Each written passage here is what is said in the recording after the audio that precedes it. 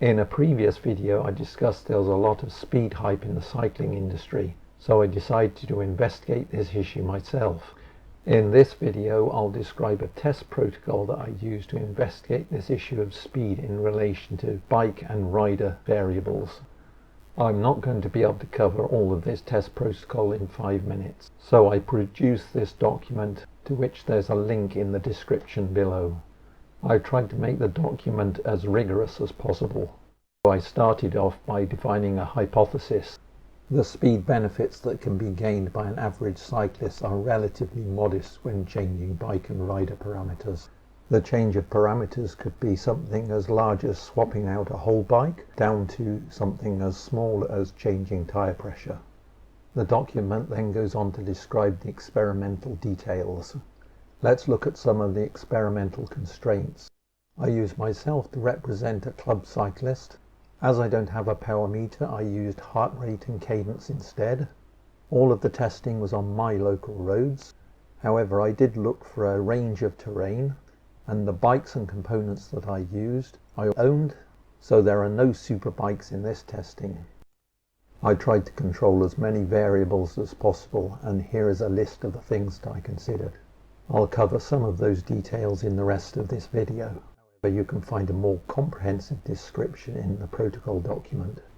I used 4 different bikes in 2 pairs. Each pair consisted of a bike of type race bike and touring bike. The race bikes had carbon fiber frames and forks. The touring bikes had metal frames and metal forks, but in addition were fitted with a full set of mudguards, a pannier rack, a front hub dynamo and lights. I devised a couple of test routes. Both were closed circuits in order to negate the issues of weather and altitude gain or loss. The shorter 9.5 kilometer route was almost entirely flat, whereas the longer 40 kilometer route was much hillier. As I explained earlier, I controlled the rides through heart rate and cadence. I monitored these and tracked them throughout the rides. Here you can see some comparison data from a paired set of rides. In all rides, the average heart rate data was within 1 BPM, and the average cadence data within a couple of RPM. However, as you can see, matching the dynamics of the changes throughout the ride was more difficult. I'll leave you to decide how good or bad I was at this. Physiological performance can vary from day to day, and I needed to control for this. My approach was to group similar rides together, riding one after the other, with a suitable rest period in between, so that physiologically the input to the rides were very similar.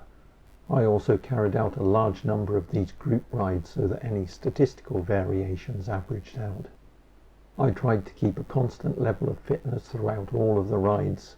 However, because of the ride grouping, this should only have a second order effect. Weather conditions can have a big effect on your speed, and all my attempts to control the weather failed, so I took a different approach. I only rode on dry days and set up a maximum wind condition. The grouping of rides meant that I could match weather conditions, and the large number of rides also helped. There's always the danger of psychological feedback in these type of experiments, and hence it's useful to blind the test subject from any results. Obviously, I can't blind myself from all of the variables. I inevitably would know which bike I'm on and what pressure I pump the tyres to. However, I did blind myself to the main output, that is speed.